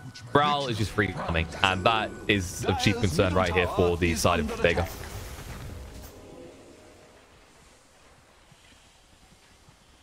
I have to wonder where's your recovery right now. Like, Mag is falling behind in terms of XP to Ritsu here, as he was forced out of that lane earlier. And the top lane, I'd say, is actually going much better for Wind and Rain. This is your off lane, and you're out leveling their safe lane. Those top lanes. In trouble again? Slayer, they jump him with skewer. They say, okay, I'll hop in the Coldstream. The Maledict comes down. Slayer's going to fall. Starting to try and buy him some time, but he can't make it to the camping. It's already a 2k gold lead for Wind and Rain. It's just the advantage of having favorable lanes. I mean, bottom lane's like the hardest lane, but it's like Axe can't really kill the PL. PL can't really kill the Axe. They end up just trading farm. As you can see, this Axe pulling away from the small camp. Mid lane's obviously Venom favored. Right. Dendi has returned. CS. Yeah, he has high CS because he's been jungling. The thing, like, he's still just struggling to keep up the Veno. And the difference is that Veno, as this goes on, he'll start pressuring tower. Someone has to come and address this, and I'm not sure if there's going to be anyone that will be able to at that point. Yeah, maybe he should have taken a point in wards so he could pressure the tower a bit more. There's the Aquila. I try it himself anyway. Dendi's not on the lane, it's definitely... Time is running out for Dire's middle tower. Slowly but surely he will get this tower. Dendi's just not in the lane. Possible lane. You can get count pretty hard on that Templar pick. This is always the risk you run when you pick it like that, though. Especially when you're when you looked at Vega's lineup, the focus was, okay, the damage really is on this Templar assassin. The Shrak's going to have a hard lane regardless against Magnus. Yeah. So we said already, they were kind of like putting all their chips on Mag on this Axe. And like you said, you can't actually approach Ritsu anymore. They can't kill each other. It is trade. Are they going to trade tips is the real question. Arab's got a nice game too. It's Arcane boots. Again, less Shrek. Just like last game when I was playing Ursa. OCS is just a chance to really shine. I mean, these lanes really. It's kind of like the mentality as well, right? Like you have a bad game like that, and you're trying to shake it off. You come into the second game, and it's exactly the same experience. Not as bad. I wouldn't say it's not going as badly as the first game, but he's not able to really do anything. He's being controlled in this lane pretty well. He hasn't died or anything.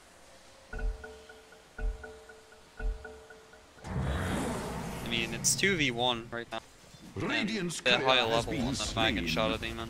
They have way bigger than eyes. Slade did go mid instead, but they're just pushing this tower so hard. He won't be able to stop this on his own, and no one's going to come and help, which means Plantimos is alone. Gets hit by 2 poisons. Not enough, though. The poison only just missed. They would have kept going if it did. It's definitely a snowball-oriented lane, and Plantimos is just forced into the jungle. He's going to have to use the shrine.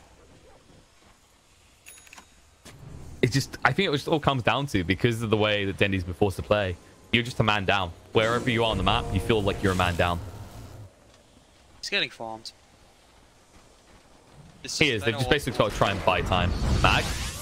Malik comes out in the bot lane. Maybe in a little bit of trouble here. The cast's going to bounce. They're trying to catch up. They need more damage, though. They've got Spirit Lance coming off cooldown, but Dazzle arrives. They'll back away. Mag proving it's pretty damn tanky with that Vanguard online. Then he has a DD. Take the stack now as well. This is great. Got the double trap as well to slow everything down. Meanwhile, Clockwork just trying to get levels.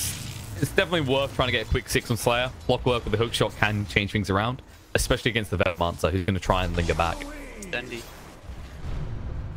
Calming up. He's got traps in the mid lane as well, so if Brawl oversteps, he will be punished.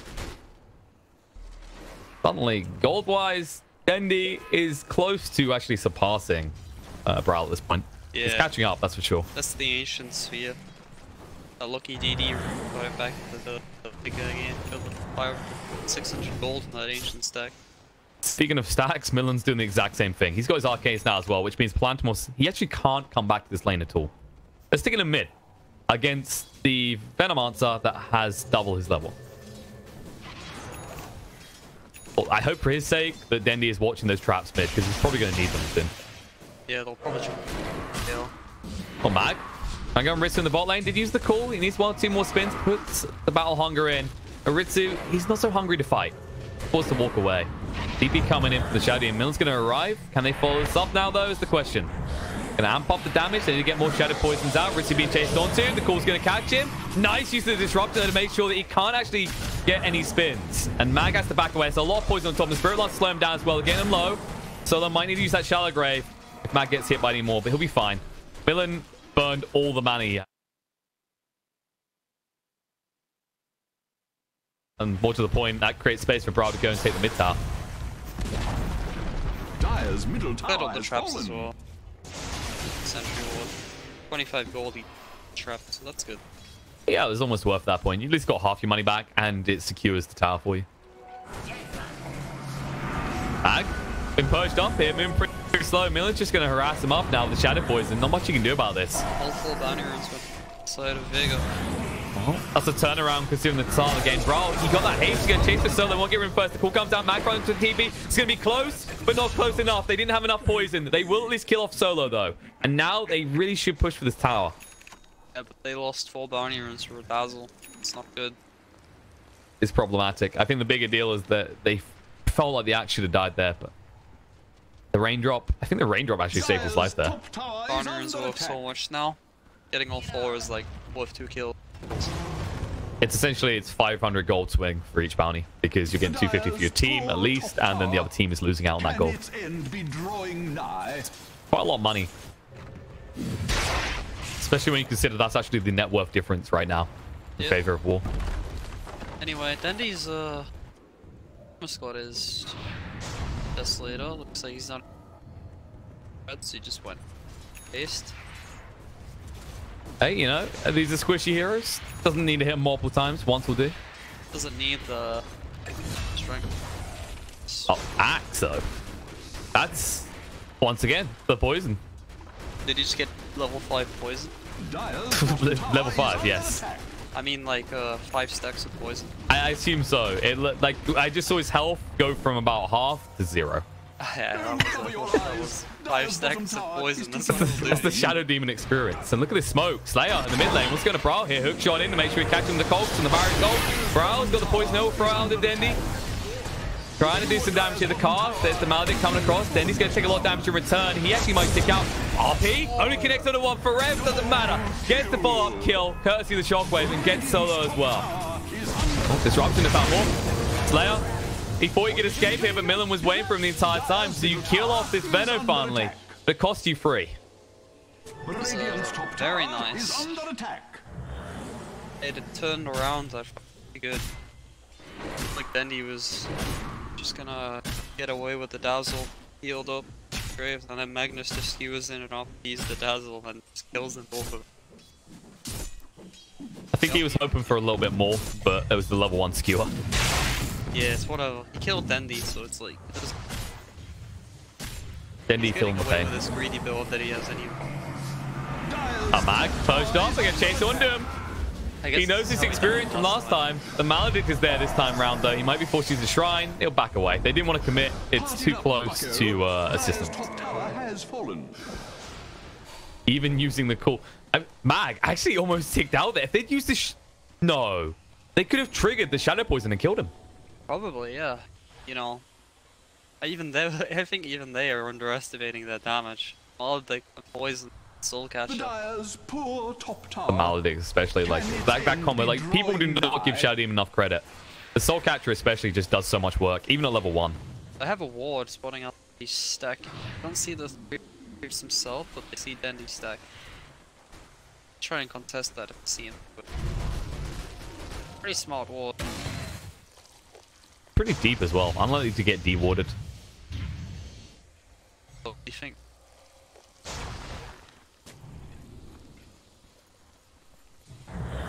Oh, he just placed that wall. They know he has a ward though. Sorry, He just walked up and done it in front of them. Meanwhile, Mag, he's just trying to get a little bit of dollar here. He wants to get that blink. Dendi's maybe a little bit angry. He's like, these are my stacks. In fairness, though, the Axe can get that blink. They can start to really just take control of this map and look for those kills. Forever's almost completed up his blink back. Once they get these blinks, they'll be able to start making sides. It just depends who gets their blink back. Phantomos, though.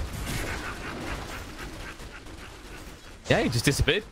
I mean, in fairness, Phantomos is kind of like the silent person. We haven't heard much from him in this game. He is, I'd say, seriously underfarmed at this point. He's the poorest core on their team. Can get some farm. Last shrug is actually. See which the real Dire's middle tower is under attack. Depends who gets the blink dagger first this game. If Vega can get the blink on the Axe first, then they can make the first move. If they get it on Forever, then they'll start pushing some towers with the mag behind. Vega will use theirs a little different. Just smoke and look for Dire's bottom tower. So it's going to be a pushing actually, taking the tier 2 from Vega here. And Vega have no interest in contending this. They have a smoke on the dazzle. We're going to try and use it with Axe's blink reveals. They found the button. Radiant structures have been fortified. I mean, it's a big item. It's one of the easiest items to get value out of revealing. And Mag. Shot at him. Oh, Millen. Oh no. Gets the purge out though, Mag. He can't blink forward now. The poison as well, the cast as well as the melee plan. Will take a lot of damage. He's forward as well. He's going to fall here. There's no way they can save him. It's real bad. Dazzle, I mean, he wasn't... I think he was just out of range with the level 1 Shellgrave. And even if he had, I'm not sure you can save him from that much damage. That was a smoke used on the side of Vega though, and they didn't get anything. And they actually lost someone. And they got dewarded as well. With the blank. Oh, Bryle's getting slowed up right now. Wave is dying. Hit track. Jumping in. Slayer. Has the hook shot across. The cogs come in. Hit track traps him. Because it turns out there's assistance. Slayer taking a lot of damage. The stacks are starting to add up. The Maledict on him as well. If they just pop this out, they'll get the kill. The poison number not needed from Braum. Won't achieve much, actually. And coming in the back, Phantomos, he wants to fight this time. The RP being held on to on top of Dendi. They just want to fade out. Now the dunk comes out. The RP finally used on the Dendi in the meantime. They'll get the kill on the Shadow Demon. The Shallow Grave will save Dendi. Look at the TP out. Should be able to make it in time. It's going to be a close call, but he will survive. Barely.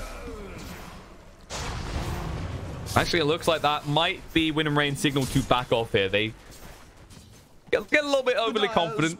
They take a reasonable trade, all things considered. Bleed is just racking up now.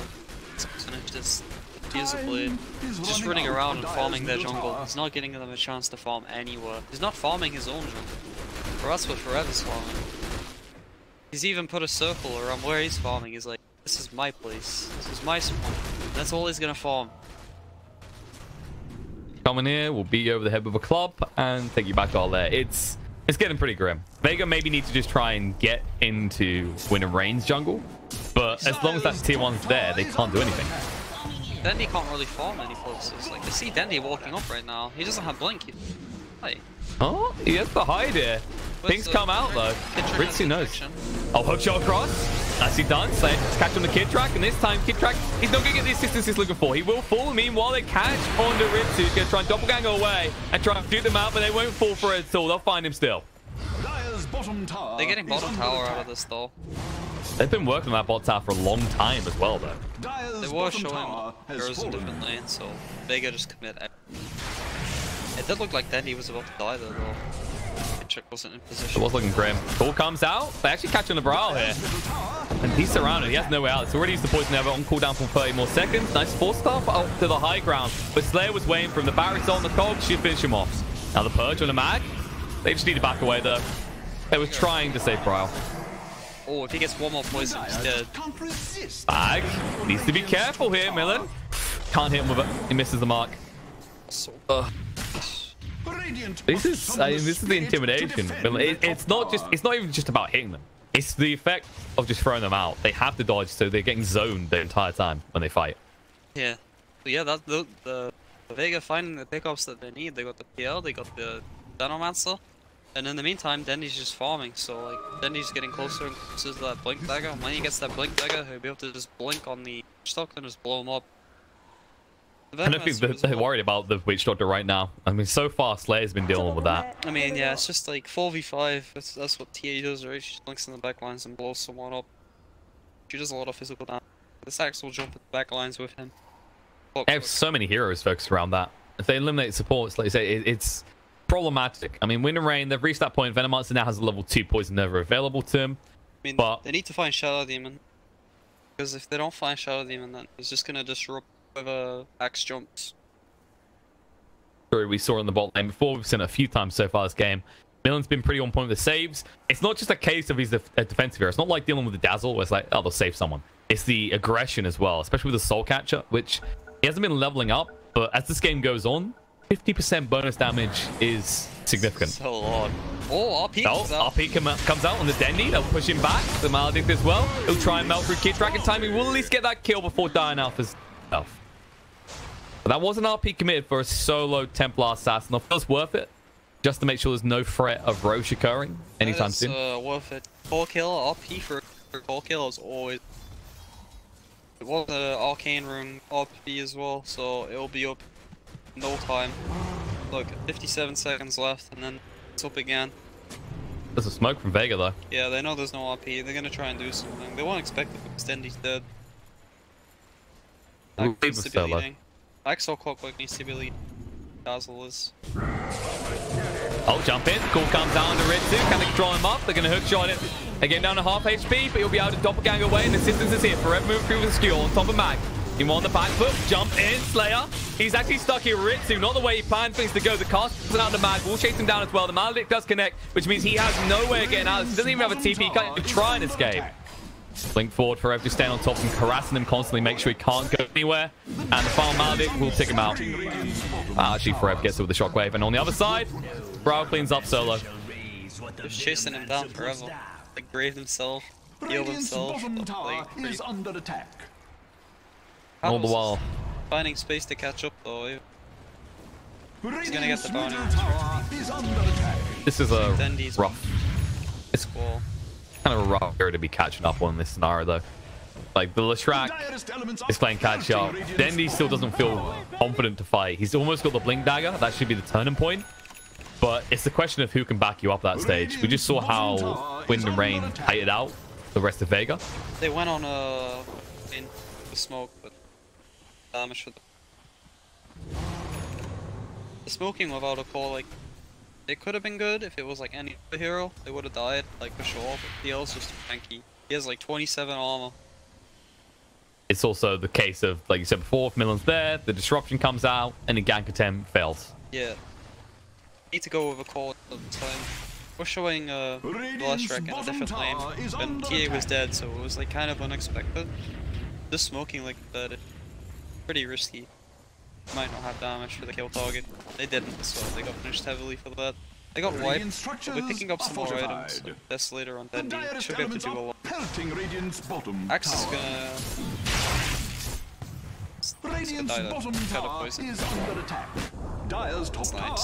He hopes. Also won't cancel his blink if he uses the active and Shadow Poison's thrown out. Run past him, but it won't pop it. Like, the Dire's poor top tower. Because it's being absorbed, yeah. That's a fair point. Probably the most important thing after his last experience as well. But in the meantime... Venomancer as well. Against all these heroes that just cancel your blink, it's so annoying. Put a Defiance is pretty useful. Initiation heroes, because they can pop it. Radiant's bottom tower is under attack. It's more reliable than BKD in some situations, because you don't want to pop BKD and then like wait 3 seconds and then go in. Radiant's bottom tower is under attack. In the rain, the backdoor protection kicks in right at the end. Look at the tower still though, and I wonder if they just go to the Roche bit after that. They have Clockwork's concern. Full Roche control. They have the TA trap in the. They have all the outer towers now. And they have good vision. They have 2 nice deep boards, so they'll be able to see if they contest the Roche now. I don't think they want to. Yeah, I think they want to finish this hard on PL before they go for Roche. Touches out the Gale. Brow's going pretty deep for this. Needs to be careful because Clockwork's on the back foot. Slayer ready to jump in. Rev leading the way. Wants an RP target. He'll take anything at this point. I feel like they should just be targeting the Roche. They're going to get kited out by the side of Vega because they do have the ability to move away pretty quickly. They want to finish hard. Aegis doesn't last very long. Radiant's top tower is under attack. So they pressure straight away. Make the use out of it. They want to end the game on the next Aegis. Say that for Rev. He's getting pretty deep here. Gonna solo, skew through. Solo might be left behind Dendi. Oh, the RP comes in straight away. Now the jump across the cast bouncing nice to the mountain as well. The hook shot won't matter as he gets blocked out by Brawl. He can't get across to help out the fight. Dendi, he's left alone in no man's land. The poison over from Brawl just to ensure that Dendi falls. They do lose the Witch Doctor, but they claim the Dendi kill. Mag will go for the TP out. It's going to be close, but not close enough. He'll still fall, chasing on for more. Solo, all alone. Triggers the Shrine. Shallow Grave as well. It's futile. And they even push him away to make sure that they can't potentially lose Brawl. Very nice skill. That's I feel worse for Mag there. Like, you're meant to be so damn tanky. You've gone for that hood. You've got the Vanguard. You're almost done with that TP out. But Ritsu just hits like a goddamn truck with the Empower on him. He's finished off his heart now, so like I talked about, he's gonna go rush it now. And they'll be able to stop pressuring straight away as soon as they get this heart. Indeed they will. Milan will just start pushing in the mid lane in prep. And by the time they get ready to push, Brawl will probably have the Poison Nova available again for the high ground. They'll get this Roche, and then they'll wait RP maybe, and then they'll just go mid. And if they go on the PL, then they just have the RP, and they have the Disruption save as well. They can keep sending illusions. There's nothing for Ritsu to fear this game. If he gets low, he just needs to back up a little bit, and then heal up the heart. And it looks like Clock's going to try for that typical clutch snatch. But Kidtrack already sees him. No, he's already seen the cast comes out, landing as well, the moon across, disruption as well, and when he comes out, skew back, Slayer has no way out of this. They read it perfectly and they play him like a fiddle. Yeah, they had nothing to fear there because Vega are also showing in the other lanes. Like, to see Clockwork there, they just all run out the pit except Ritsu. They're like, alright, Ritsu's fine, he's not gonna lose this Aegis. We see everyone showing in the lanes right now. So they just like throw everything on Clockwork. It was a good attempt by him, but they had a ward spotting out his rotation for and as a result, Ritsu begins to push. The fuse comes out, Solo forced the TP back as Blantimos TP's in. And Mag, he's got no mana left. Illusions, guys. Ritsu jumping in on Blantimos.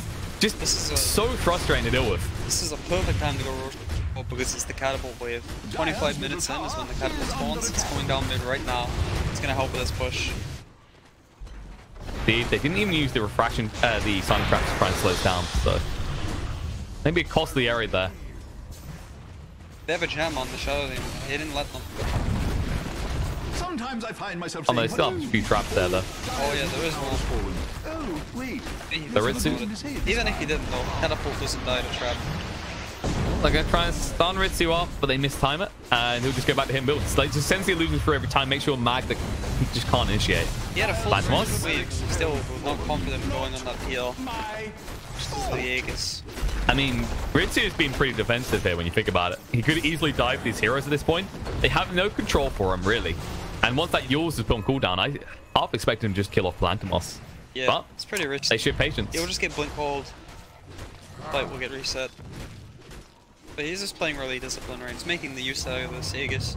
He's just trying to get as many objectives as possible. They're smoked up on the side of Vega right now. They don't want to get the blink off heed. They're just not stopping this right now. There's the problem. They need to do something about Ritsu because they have more than enough time to take all 3 lanes for this Aegis. But this just forcing the Solo back so there's no save in case someone initiates. Dendi on the back foot has been pretty brave here. They spawn out Millen in the meantime. Yeah, Dendi's really deep. Slayer's got him covered though. They're just trying to find the right angle to take this fight. Oh, they did though. They're going for Solo. Ritsu just jumps in. He's had enough of this. Now it gets a little bit worrying. You don't have a save if something goes wrong on the side of Vega. Stepping too far forward. And it didn't work out in the end. Blantimos is out of mana. He needs to be careful himself now. Ritsu, it's just getting ridiculous. This is a sad experience. Getting cancelled. This is really important. So they can't commit heavily because Forever's just standing there ready with the RP. Even occasionally just, you know, using it and stopping just to remind them. Oh, Purge comes out. Blantimos jumping on top of him. He's dying so quick here. Doppelgang comes out. Ritsu just trying to run deep because he knew he was going to try and force stuff away. And Blantimos gets caught. And now Mag, he can't do anything again. There's Dendi, gets caught by the skewer, they'll just melt through him, they've got no detection in the meantime, they're jumping in, Slayer trying to do some work, the cogs come out, but it just holds him in as he dies off. And meanwhile on the back foot, Dendi tries to make his escape but fails. Mag, surrounded and killed, Ritsu gets the triple kill and GG gets called. Vega, it took about 2 minutes of Ritsu non-stop hitting buildings, but they finally realized they have no solution to this Phantom Lancer. That was a very clean game by Wind and Rain, very impressive. They just picked really strong lanes and they just crushed them. They didn't give them a chance to get back into the game. Smokes the Vega Squadron